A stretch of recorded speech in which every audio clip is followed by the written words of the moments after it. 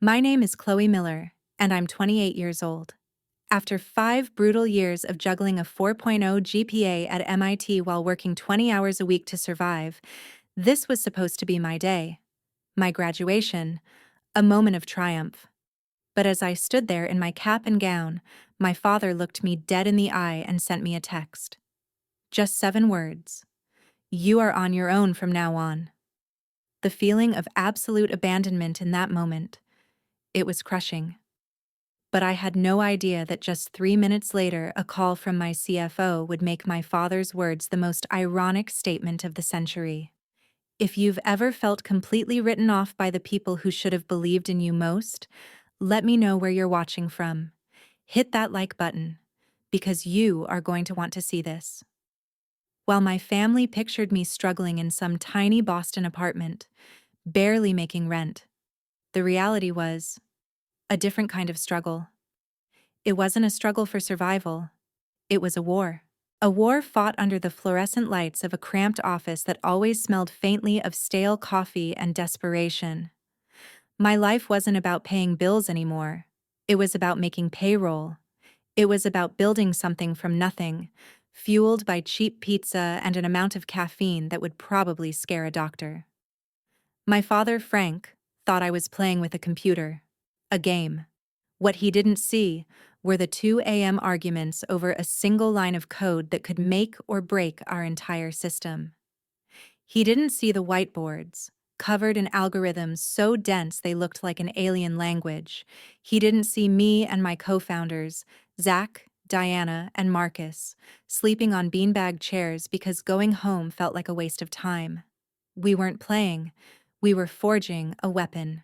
For the first 2 years, that weapon felt more like a shield made of cardboard. We took our idea, Nexus Guard, to every venture capital firm in Boston, and we got rejected. Over and over again. The responses were painfully similar. A group of men in expensive suits would listen, nod, and then hit us with the same lines. Your tech is promising, but the team is too green. That was code for too young. One investor actually had the nerve to ask me, "Have you considered bringing on a male co-founder? It might help with credibility." Credibility. I had designed the core encryption algorithm myself, but my gender was a liability. The frustration was a physical thing, a constant weight in my chest. I was burning out. I remember one night after our 15th rejection, sitting in my car just staring at the steering wheel. I was so tired. I thought about my father's words, about the receptionist job waiting for me. For a split second, the idea of giving up, of just having a simple 9-to-5 job, it felt like paradise. But then I thought of Mr. Henderson, my dad's friend, calling me princess. I thought of my dad telling me I'd fail, and that flicker of defeat turned into a cold, hard rage. Failure was not an option. The turning point came on a rainy Tuesday. We had a meeting with Catherine Vance of Artemis Ventures. She was one of the few women leading a major VC firm, and this felt like our last shot. I walked in, sleep-deprived and expecting another patronizing dismissal. But Catherine was different. She didn't look at me like I was a kid. She listened, her eyes locked on mine, and then she started asking questions. Real questions. Technical questions that showed she actually understood what we had built. After my pitch, she leaned forward. "You remind me of myself 20 years ago," she said. Brilliant, determined, and completely underestimated. Then she delivered the words that changed my life. "I'm going to invest $500,000 for 10% of your company." $500,000. The number didn't even feel real. I almost cried right there in her glass-walled office. That seed money was like oxygen. It allowed us to survive. More than that, it was validation from someone who mattered. We used that money to hire 2 more engineers and finally move out of our glorified closet into a legitimate office space. The day we got our first real client, a small financial firm willing to take a chance on us, was monumental. The contract was only for $10,000. 10,000. It was barely enough to cover a week of expenses, but it felt like we'd just conquered the world. That night, I took the whole team out for pizza and beer. As we celebrated, surrounded by the noise of a cheap pizza joint, I felt a sense of pride that was entirely my own. It had nothing to do with my family. It had nothing to do with proving my father wrong. It was about us, about what we were building together. As Nexus Guard grew, so did my role. I wasn't just the lead coder anymore. I was the CEO. I was the one making the tough calls, the one staring at spreadsheets at 3 in the morning, figuring out how to make our cash flow last another month. I was the one whose signature was on the paychecks of 15 employees. 15 people who were trusting me with their livelihoods. The pressure was immense. And through it all, my family remained completely in the dark. The secrecy wasn't entirely intentional at first. It was just easier. How could I explain the concept of a company valuation to a man who thought a good investment was a new forklift? How could I explain the stress of a Series A funding round to a mother whose main concern was whether I was eating enough? I remember a phone call with my mom, Helen, around that time. It was after we had landed a huge client, a deal that put our company's valuation well into the millions. She asked, "How is your little computer project going, honey?" I looked around my office at the team of brilliant engineers working furiously, at the projections on my screen that showed exponential growth, and I just said, "It's going okay, Mom. We're keeping busy." That was my secret weapon. Not a hidden bank account. Not a fancy car. They didn't know about. I was still driving my old Honda and living in a modest one-bedroom apartment. My weapon was their ignorance. They still saw me as Chloe, the struggling student, the girl with a cute little hobby. They had no idea I was the majority shareholder and CEO of a company that was silently becoming a major player in the cybersecurity world. They had no idea that their strong, independent daughter who could take care of herself was sitting on a paper fortune that would soon make their entire family business look like a lemonade stand. And that gap, that massive, cavernous gap between their perception and my reality, that was where I was building my power. With the company stabilized and growing, a strange thing started to happen. My family, they started calling me more. At first, I thought maybe something had shifted. Maybe they were finally seeing me, but the calls were odd. They felt less like conversation and more like interrogations wrapped in fake concern. My father, Frank, called me one Tuesday morning, which was almost unheard of. He never called unless it was an emergency or to announce some achievement of my brother's. He skipped the usual pleasantries. "So," he started, his voice all business. "How's that little computer thing of yours holding up? Making any real money yet or still living on investor cash?" I gave him my standard, vague answer. "We're doing well, Dad. We have good clients." But he kept pushing. "Good clients, huh? Like who? Anyone I know?" And then the question that set off alarm bells in my head. "You ever talk to old man Henderson over at Henderson Manufacturing? Big company. Old school. They could probably use some of what you do." I told him we were exploring all kinds of leads, keeping my answer non-committal. The call felt cold, transactional. It left a bad taste in my mouth. A few days later, my mother called. Her approach was different, softer, but the goal felt unnervingly similar. She started by gushing about a photo I'd posted online from a company event. "Oh, Chloe, you look so professional, so successful. Your father and I are just so impressed." Impressed? That was a new one. Then came the pivot. "You know, honey," she said, her voice dropping to a conspiratorial whisper, "your brother Ethan has this incredible business idea. Truly brilliant. But you know how hard it is to get started. I was just thinking, now that you're doing so well, Maybe you could help him out with a small loan? Just $50,000 or so, to get him on his feet. $50,000. The casualness with which she said it was staggering.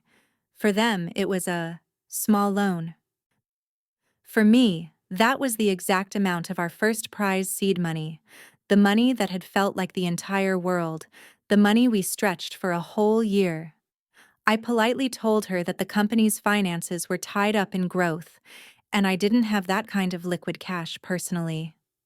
Her tone frosted over instantly. "Oh," she said, the fake warmth gone. "I see. Well, some people just aren't willing to help their own family." She hung up shortly after. I sat there, phone in hand, feeling a growing sense of dread. Something was happening. They were circling. I just didn't know why. The answer came 2 weeks later, and it was worse than anything I could have imagined. My team had landed a massive opportunity. A pitch meeting with Henderson Manufacturing, the very company my father had mentioned. They were a giant in the industry, a legacy company. Landing them as a client wouldn't just be a win, it would be a statement. It would legitimize Nexus Guard in the eyes of the old guard business world.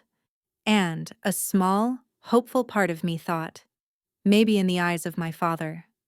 After all, Mr. Henderson was his old golfing buddy.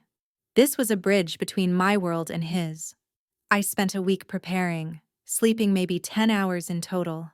My team and I polished every slide, anticipated every question. I walked into that boardroom feeling nervous but powerful. This was my territory. I was the CEO of Nexus Guard, and I was about to show them the future. Mr. Henderson sat at the head of a long, polished mahogany table. He was exactly as I pictured him from my dad's stories.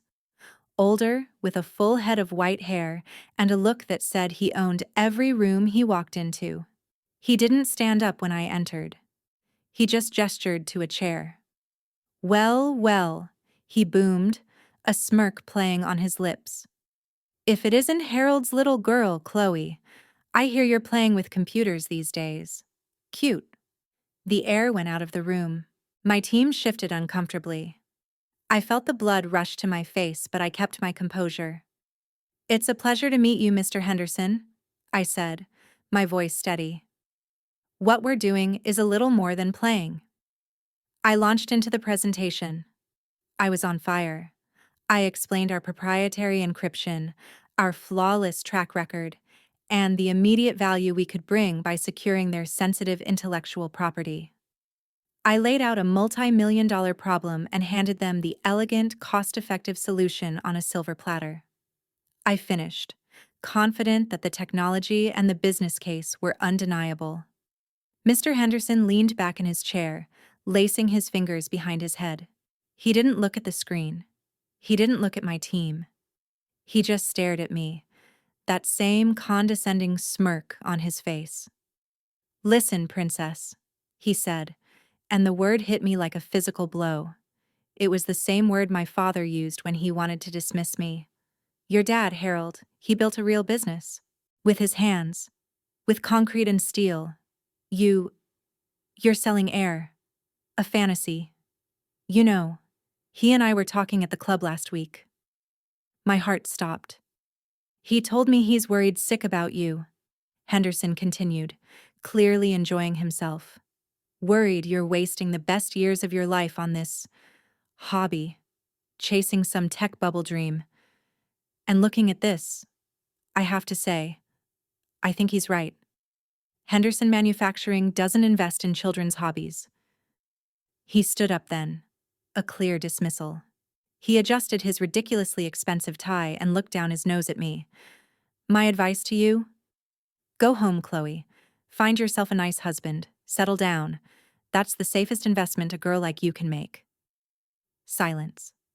Absolute, deafening silence. My team was frozen in shock and outrage, but I couldn't feel anything. It was like the world had gone numb. It wasn't just the rejection. It wasn't the blatant sexism. It was the betrayal. The source of the poison. My own father. He hadn't just failed to support me. He had actively, deliberately, gone behind my back and worked to sabotage me. He had used his connections not to help, but to harm. He had complained about me to his friends, painting me as a foolish little girl chasing a fantasy. He had armed this man with the exact words that would cut the deepest. He had set me up to be humiliated. I don't remember walking out of that boardroom. I don't remember the drive back to the office. The next thing I knew, I was sitting in my chair, staring at the city lights, and the numbness was fading, replaced by something else. Something cold and sharp. It was the chilling final realization that I had no father. The man who shared my last name was a stranger, an adversary. He didn't just disagree with my path. He actively wanted me to fail, because my success would invalidate the narrow, prejudiced world he had built for himself. The hope I had secretly held onto for years, the tiny ember of a thought that one day he would be proud. It was extinguished. Completely. And in its place, a fire started to burn. A different kind of fire. And right here, I honestly don't know what word to use to describe what was done to her. If you are feeling the same way I am right now, help me out and comment with one word that describes her family's actions. Because what she did next, it wasn't born from sadness. It was forged in the ice-cold fury of that betrayal. The drive back from Henderson Manufacturing felt silent. Not just quiet, but a deep, ringing silence inside my own head. My co-founder Marcus was in the passenger seat, occasionally glancing over, probably trying to figure out if I was about to break down. But the tears never came. I wasn't sad. Sadness is a soft emotion. This was something hard, something sharp. It was the feeling of 1,000 tiny illusions shattering at once, leaving behind only the cold, hard truth. I parked in my designated spot at the office, but I didn't get out of the car right away. I just sat there, hands on the steering wheel, and stared at my own reflection in the rearview mirror. The face looking back at me was pale, the eyes wide. But they weren't the eyes of a victim. They were the eyes of someone who had just woken up from a very, very long dream. The dream that if I just worked hard enough, achieved enough, became successful enough, one day my father would see me. Not the princess, not the little girl, but me, Chloe. And in that car, in that sterile parking garage, I finally let that dream die. It was a quiet death. No drama, no tears, just a calm, cold acceptance. He doesn't just disagree with me. I thought the words formed with a chilling clarity. He doesn't just think I'll fail. He wants me to fail. My failure would prove him right. It would keep his world, with its outdated rules and rigid hierarchies, perfectly intact. My success threatens all of it. And that's when the shift happened. The pain of his betrayal, the humiliation in that boardroom, didn't disappear. It transformed. It was like raw iron being forged into steel. The emotional, needy part of me that had craved his approval for 28 years went quiet, and in its place, a different part of me took over. The CEO, the strategist, the builder. The part of me that didn't have time for feelings, only for results. The internal monologue was simple. Enough. There will not be a next time. They will never change. So I will. When I walked back into the office, my team was waiting, their faces a mixture of sympathy and anger on my behalf. Marcus started, "Chloe, what that guy said was..." I held up a hand, cutting him off. "He did us a favor," I said, my voice even and calm. It surprised even me. He showed us exactly who we're up against, and he just made our competitor's sales pitch for us. I pointed to the whiteboard. "Diana, I want a full workup on Allied Financial, Henderson's biggest rival. I want to know their security vulnerabilities, their leadership structure, everything. Marcus, Zach, we're tailoring our enterprise package specifically for them. We're not just going to land them. We're going to become their most indispensable partner. The energy in the room changed. They saw the look in my eyes. It wasn't despair. It was war. For the next few months, I buried myself in work. I was a machine. I worked 18-hour days. I ate at my desk. I slept on the office couch more often than in my own bed. We pursued Allied Financial with relentless surgical precision, and we landed them. A 7-figure contract that was bigger than anything we had ever done before. It was a massive victory. The kind of victory I once would have been desperate to share with my family. This time, I didn't even consider it. It was my win. Ours. It belonged in my world, not theirs. Then came the phone call that would sever the final thread. It was almost a year after the Henderson disaster. I was in the middle of a late-night strategy session with my CFO, Jennifer, when my phone buzzed with a frantic text from my brother, Ethan. "Mom's in the hospital. Heart issue. Get home now." My blood ran cold. I booked the first flight out, my mind a blur of worst-case scenarios. All the anger, all the resentment towards my family vanished, replaced by the primal fear of losing my mother. I walked into the sterile white hallway of the hospital and saw my father. He looked broken, smaller than I had ever seen him. For a fleeting moment, I thought this tragedy, might be the thing that finally brought us together. After a tense hour, the doctor came out and assured us my mother was stable. It was a serious scare, but she was going to be okay. The wave of relief that washed over me was so powerful it made me dizzy. My father, Ethan, and I stood there in a silent, exhausted huddle. And then, my father turned to me. I expected a hug. I expected a shared moment of relief. What I got was a venomous accusation.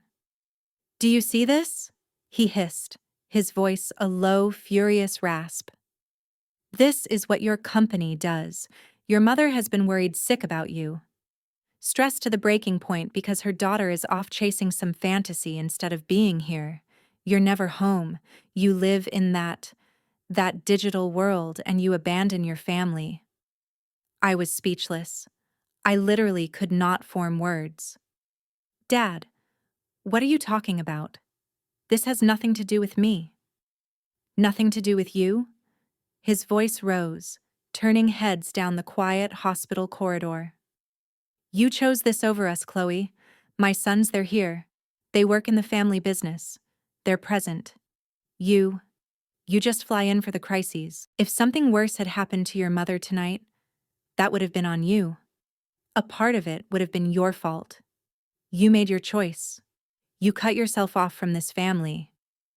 It wasn't a punch to the gut. It was a knife, twisted slowly. To use my mother's health, our shared terror, as a weapon against me.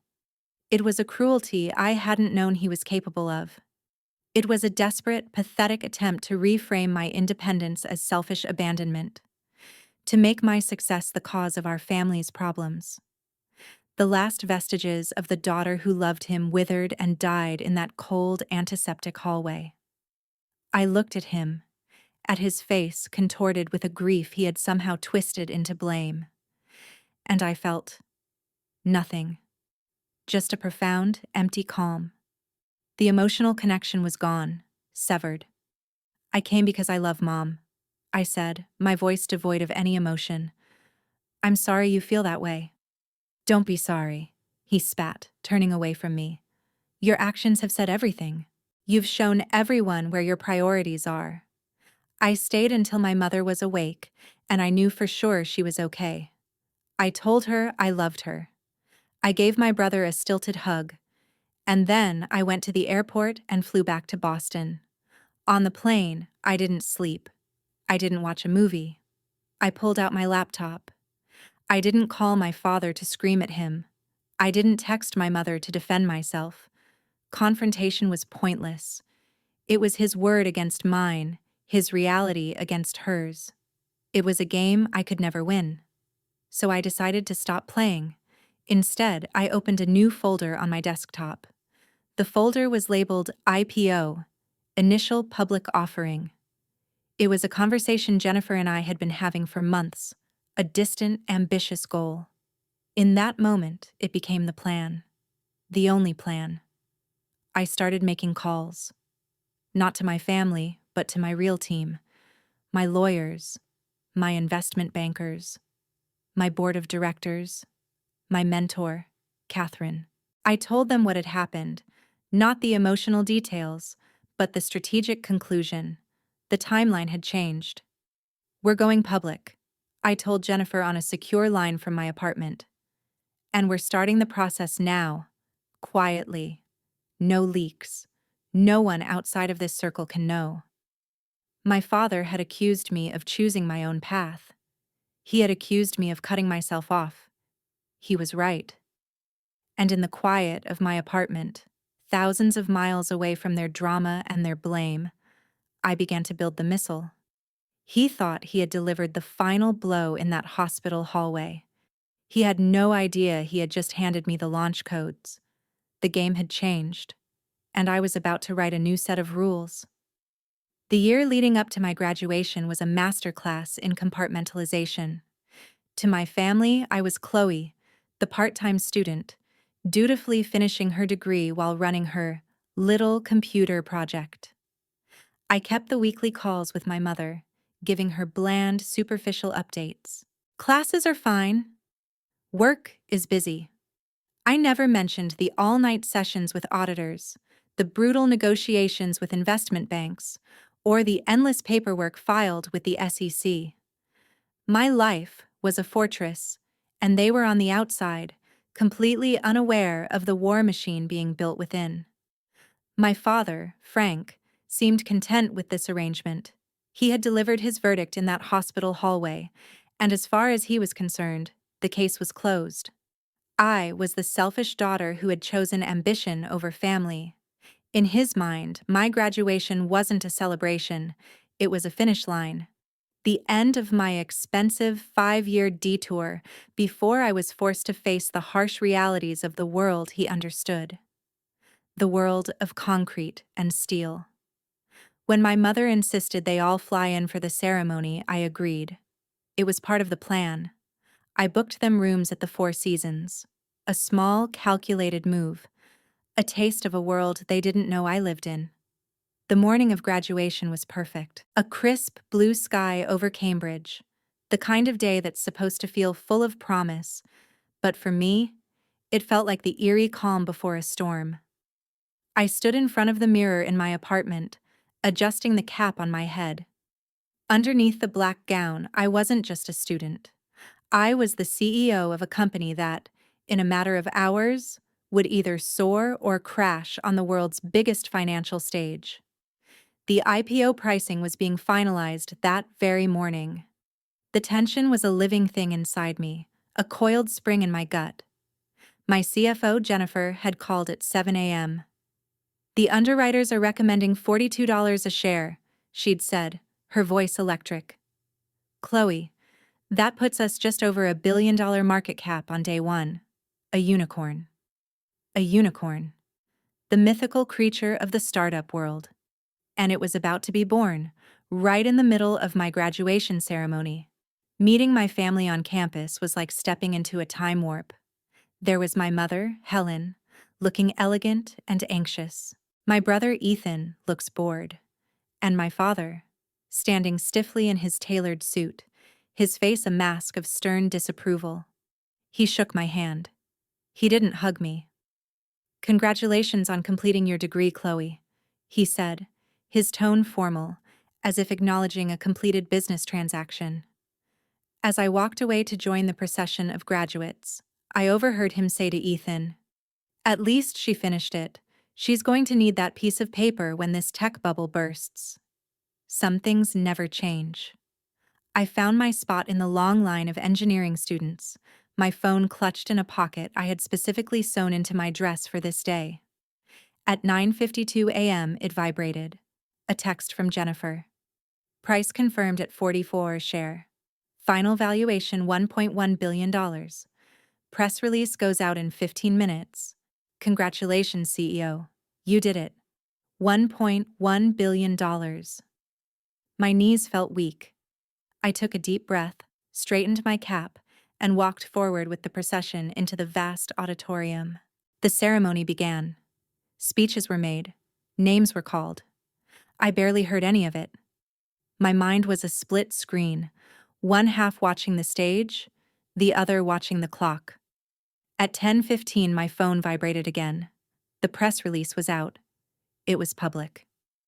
The world now knew about Nexus Guard. And then, at 10:32 a.m., another vibration, a text message. From my father. He was sitting just 100 feet away from me. I opened it, my fingers trembling slightly. 7 words. The culmination of a lifetime of doubt. The final judgment from the man who was supposed to be my biggest champion. You are on your own from now on. The words hit me with the force of a physical impact. On this day, in this moment, after everything. He wasn't just cutting me off financially. That had happened years ago. This was an emotional severance. A final, definitive statement. You are not one of us. You have failed in my eyes, and now you must face the consequences alone. It was the cruelest thing he could have possibly done, timed for maximum damage. Tears pricked my eyes, hot and sharp. But I blinked them back. Not now. Not for him. Just then, a voice boomed over the speakers. Chloe Miller, Bachelor of Science in Computer Science and Engineering, with honors. I stood up on autopilot. My legs felt like they belonged to someone else. I walked across the stage, shook a dean's hand, and accepted a diploma I couldn't even really see. I smiled for the camera, a hollow mask. As I stepped off the stage, my phone rang. A real call this time. Jennifer. I ducked behind a curtain, my heart pounding. Hello? Her voice was pure, unrestrained joy. It was so loud I had to pull the phone away from my ear. Chloe, the stock is going insane. It's already trading up in pre-market. The IPO is a massive success. We just blew past $1 billion in market cap. CNBC wants an interview. Bloomberg, too. Her voice carried. Several people nearby turned to look at me, their expressions curious. That's amazing news, I said, my own voice louder than I intended.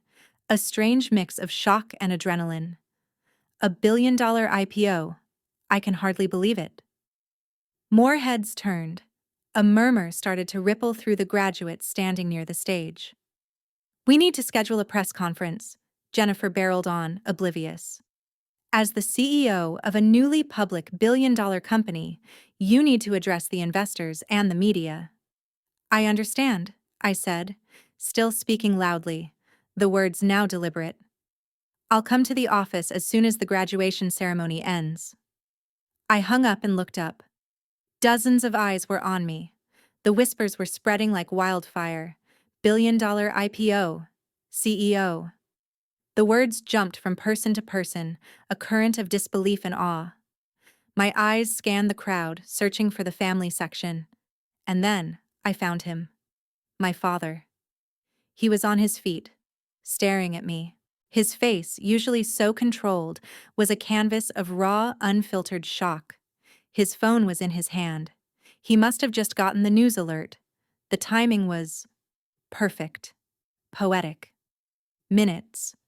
Mere minutes after sending a text message disowning his failure of a daughter, he discovered that she was the CEO of a public company worth more than his own business many, many times over. Our eyes locked across the auditorium, and for the first time in my entire life, I saw something in his gaze that wasn't disappointment. It wasn't pity. It wasn't anger. It wasn't even pride. It was something far more satisfying. It was respect. The kind of respect you give to a powerful adversary. The kind of respect you give to a force of nature you didn't see coming. In that moment, standing there in my cap and gown, with my diploma in one hand and my phone in the other, I felt a profound shift. The little girl who had spent a lifetime begging for a scrap of his approval was gone. In her place stood a CEO, and my father, for the first time, was finally seeing her. His carefully constructed world, with its simple rules and predictable outcomes, had just been shattered. And I was the one holding the hammer. The rest of the graduation ceremony passed in a surreal blur. I could feel the eyes on me, hear the whispers. The energy in the room had fundamentally shifted. When it was finally over, my family found me outside. My mother, Helen, rushed forward and hugged me tightly, her voice a frantic mix of confusion and excitement. "Chloe, honey, your company, it's all over the news. $1 billion? Why didn't you tell us?" "The timing was confidential until this morning, Mom," I said calmly. My brother Ethan just stared at me, his mouth slightly agape. "So, are you like a billionaire now?" he asked, the question hanging awkwardly in the air. But I wasn't looking at them. I was looking at my father. He stood a few feet away, his face pale, his composure shattered. The mask of the stoic patriarch was gone, replaced by the stunned disbelief of a man whose entire worldview had just been detonated. "You kept this from us," he said. It wasn't a question. It was an accusation. "You planned this spectacle." "I've been building a legitimate business for 5 years," I replied, my voice even. "The IPO is a milestone, not a spectacle."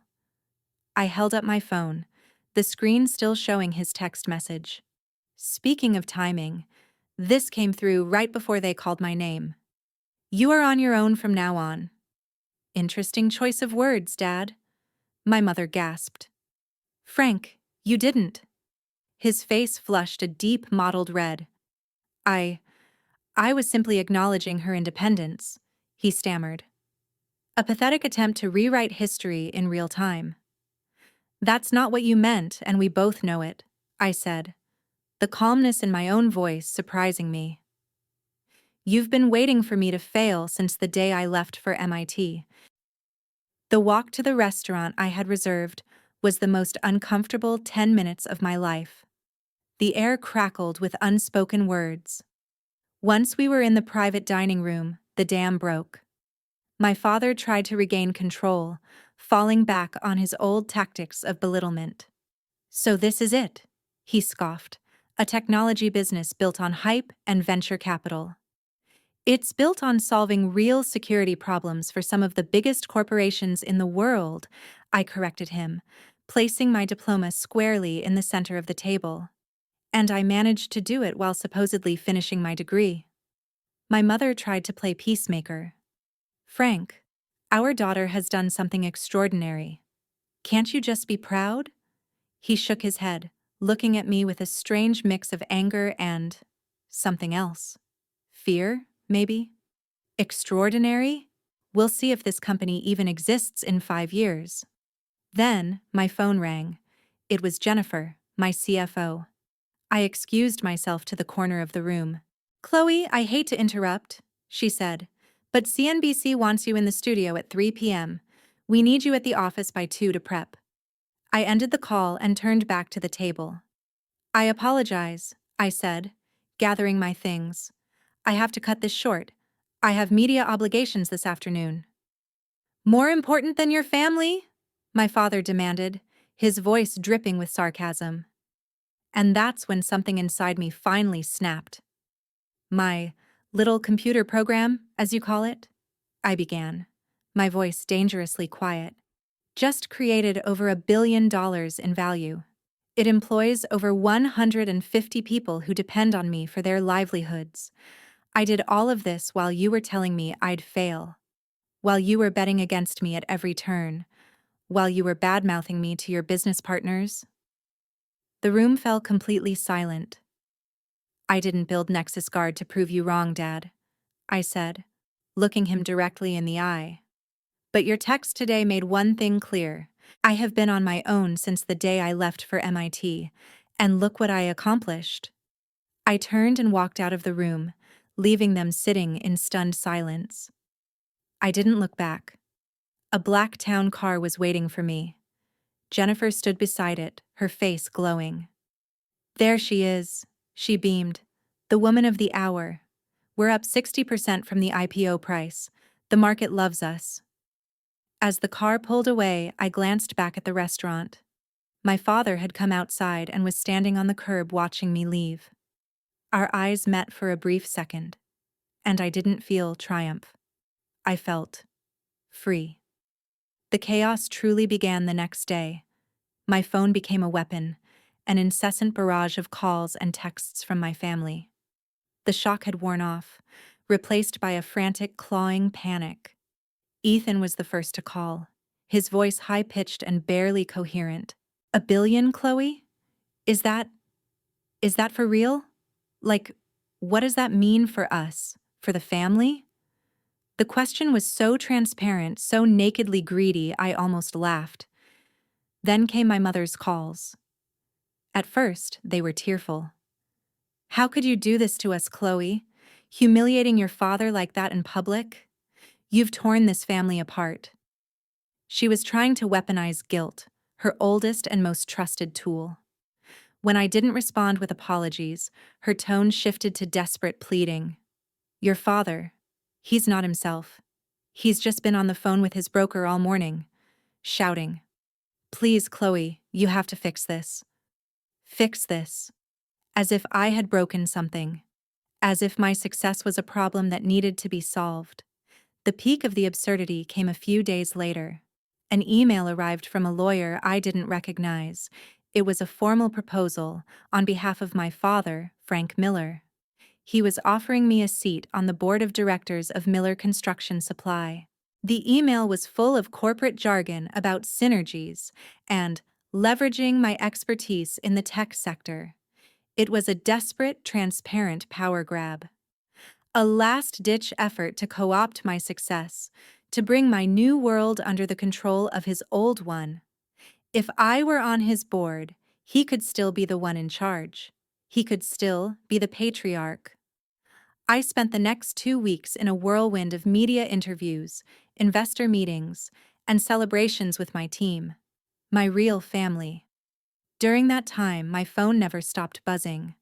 Voicemails from my mother, each one more hysterical than the last. Texts from Ethan, full of half-baked business ideas he wanted me to fund. I ignored them all. I was building a wall, brick by digital brick. The final assault came on a Saturday morning. I was at home for the first time in what felt like a month, trying to enjoy a quiet cup of coffee when the buzzer to my apartment building shrieked. It was my mother. She hadn't called. She had just shown up, unannounced, from a different state. I let her up, my heart sinking. She swept into my apartment, her eyes wide, taking in the space I had lived in for 3 years, but she had never bothered to visit. "Chloe," she began, her voice trembling. "We need to talk. Your father. He's a proud man. You've wounded him deeply." "I wounded him?" I asked, my voice dangerously calm. "Or did his own actions wound him?" "This isn't about who's right or wrong anymore," she cried, tears welling in her eyes. "This is about family. I have done everything for your children. Everything. I sacrificed my own dreams so your father could build his business. So you and Ethan could have everything you ever wanted. How can you be so selfish? So ungrateful?" It was the classic guilt trip, the final weapon in her arsenal. The narrative where she was the martyr, and I was the ungrateful villain who had destroyed her perfect family. But it didn't work anymore. The words just bounced off the new armor I had forged. "What is it you want, Mom?" I asked, my voice flat. She wrung her hands. "He wants you to accept the board position. It would mean so much to him. It would show everyone. It would show the family that we're still united." "No," I said. One word. Simple. Final. Her face crumpled. "Chloe, please. If you don't fix this, I don't know what will happen to him. To us. She was threatening me with the emotional collapse of their marriage, with the implosion of their entire world, and placing the responsibility for all of it squarely on my shoulders. I looked at my mother, at this woman who had stood by and watched my spirit get crushed for years, who had enabled my father's every prejudice, who was now begging me to sacrifice my newfound freedom to patch up his wounded pride. And I felt a profound sense of pity. The only thing that needs fixing, I said, walking to the door and holding it open, is the belief that I am responsible for your happiness, or Dad's ego. That's over. You need to leave. My mother stared at me from the doorway, her face a mask of shocked disbelief. She had played her final card, the guilt card, and for the first time in my life, it had no effect. It was like trying to use a magnet on a piece of wood. The power she once held over me was gone, and the realization of it terrified her. She opened her mouth to say something else, probably another plea, another accusation. But I didn't give her the chance. "Goodbye, Mom," I said, my voice quiet but firm. I closed the door, not slamming it, but closing it with a final resolute click. And then I leaned against it, listening to her footsteps fade down the hallway. I didn't feel triumph. I didn't feel anger. I felt quiet. It was the quiet of a battlefield after the war was finally over. That click of the door was the first brick in my new wall. The next morning, I instructed my assistant to field all calls from my family. Then I sat down and composed an email. It was addressed to my father's lawyer, formally declining the seat on the board of Miller Construction Supply. It was professional, polite, and completely impersonal. I did not explain, no emotion. It was the kind of email you send to a vendor you no longer wish to do business with. I hit send. Another brick. The final brick was the hardest. I took out my phone, went to my mother's contact, and pressed block. Then I did the same for my father and for my brother, Ethan. My finger hovered over the confirmation button for a long moment. This felt so final, so brutal. But I thought of the hospital hallway. I thought of Henderson's office. I thought of a lifetime of being made to feel small, and I pressed it. The wall was complete. For the first time in my life, I wasn't backing down. I wasn't apologizing. I wasn't trying to manage their feelings. I was choosing myself, my own peace, my own future. This was a huge moment. If you support this powerful decision she made, drop an emoji in the comments to send her some strength on this new path, because that strength, even just knowing it existed out there, was exactly what I needed to start rebuilding my life.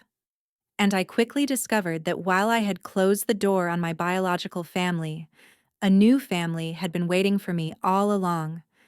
They were in my office the next day. My family of choice. Jennifer, my CFO, walked in with 2 giant cups of coffee and a box of donuts. She didn't say a word about what had happened. She didn't need to. She just sat down, put a donut on my desk, and said, "All right, CEO, let's talk about our Q3 earnings forecast. It's looking ridiculously good." It was her way of saying, "I see you. Let's focus on what matters." It was the most comforting thing anyone could have done. My co-founders, Zach, Diana, and Marcus, were my siblings in this fight. They had been in the trenches with me from day one.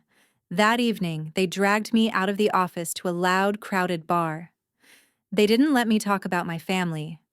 Instead, we talked about the future, about the next version of our software, and about expanding into European markets. They reminded me that Nexus Guard wasn't just my creation, it was ours. They reminded me that I wasn't alone. We toasted with cheap beer, not to the billion-dollar IPO, but to the journey, to the nights we slept on beanbags and the days we thought we wouldn't make it. And then there was Catherine Vance, my first investor, my mentor. She called me a week later.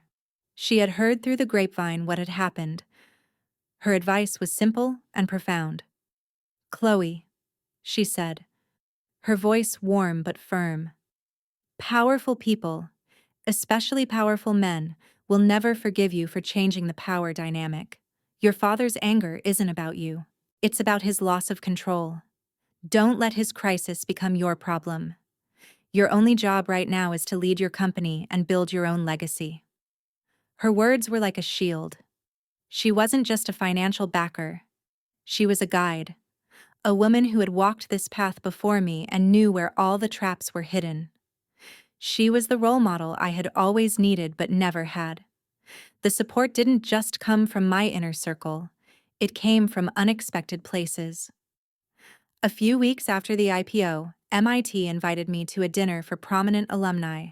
I walked into the room, feeling like an imposter among all these seasoned executives and legendary professors. But then, Professor Blackwell, the man who had first seen the potential in my encryption algorithm when it was just a class project, came up to me. He didn't congratulate me on the money. He said, "I always knew that mind of yours was going to change the world, Chloe. I'm just glad the world finally caught on."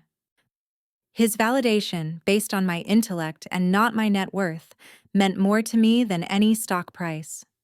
Even strangers showed me a kindness my own family couldn't muster. I was recognized in a coffee shop one morning by a young woman, a recent engineering grad. She came up to me, her eyes shining. "Are you Chloe Miller?" she asked. When I nodded, she just said, "Thank you. What you did, it makes it feel possible for the rest of us. Thank you." That simple phrase, it was everything my father had never said. It was everything I had been fighting to hear. And it wasn't coming from a place of obligation or blood relation. It was coming from a place of genuine respect and shared experience. In those weeks, I learned the most important lesson of my life. Family isn't about the blood you share. It's about the people who show up. The people who believe in you when you don't believe in yourself. The ones who hand you a donut when you're at your lowest and toast your victories, big or small. My biological family had tried to put me in a box, to define me by their limited expectations. But my chosen family, they saw me for who I was, and they were helping me build a world with no walls at all. 2 years passed. 2 years of quiet rebuilding, not of my company, but of myself. Nexus Guard continued to thrive, expanding globally. I moved out of my modest apartment and bought a sleek, minimalist condo overlooking the Boston Harbor. It was a space that felt like me, clean, efficient, and with a clear view of the horizon. Life was peaceful.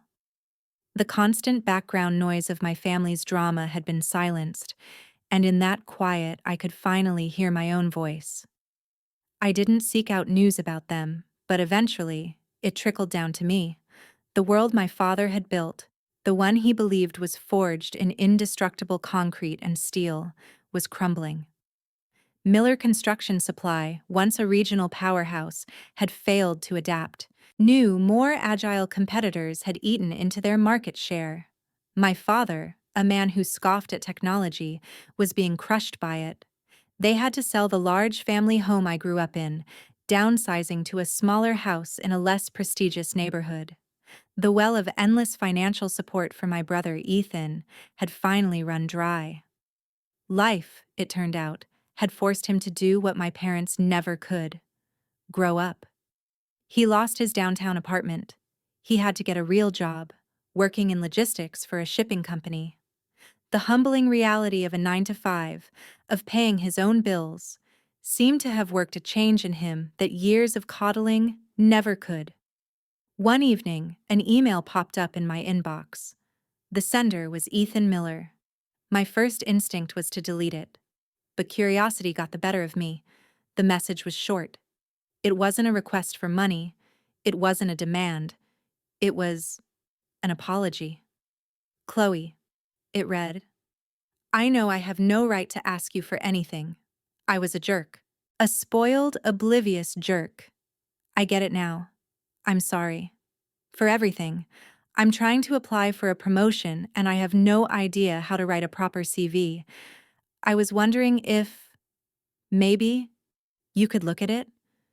It was the first time in his life that he had ever admitted fault. It was the first time he had asked me for help with something he had to earn, not something he could be given. I thought about it for a long time.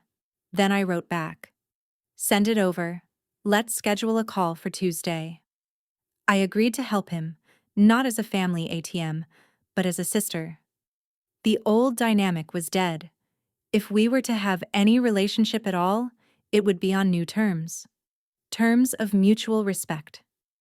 A year later, I found myself back at MIT, standing on a stage in the same auditorium where my life had changed forever. But I wasn't there to receive a diploma. I was there to give something back. I had established the Nexus Guard Foundation, a $50 million scholarship fund dedicated to supporting young women in technology.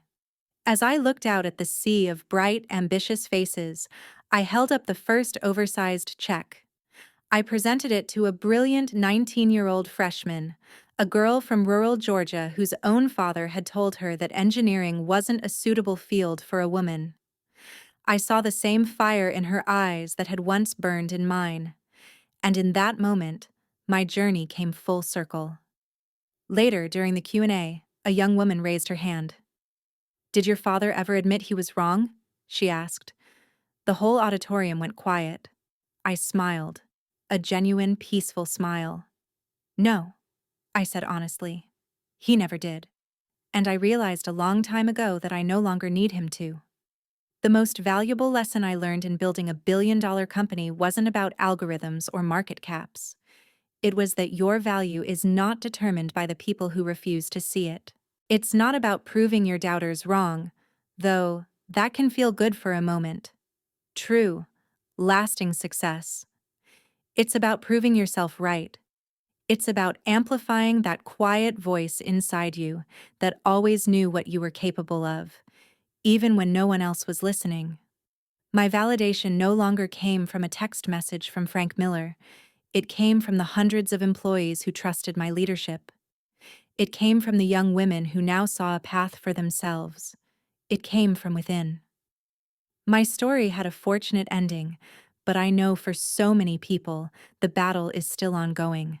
Have you ever had to set difficult, painful boundaries with the people who were supposed to love you unconditionally? How did you navigate those heartbreaking conversations? Share your experience in the comments below. Let's create a space where we can support each other.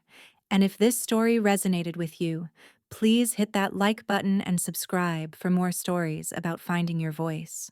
Because the world needs to hear it.